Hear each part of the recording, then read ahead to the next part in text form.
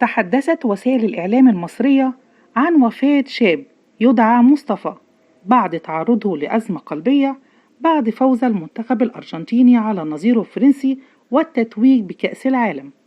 الراحل مصطفى عبد العال مقيم في منطقة شبرا الخيمة ويبلغ من العمر 26 عاما، وهو محامي وكان شديد الحب للاعب ليونيل ميسي لاعب المنتخب الأرجنتيني، وكان بيتمنى تتويج الأخير بكأس العالم.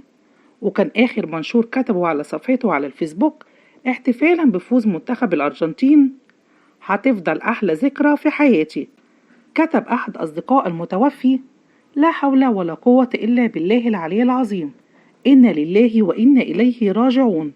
مصطفى عبد العال كان معانا امبارح وتوفى بسكتة قلبية.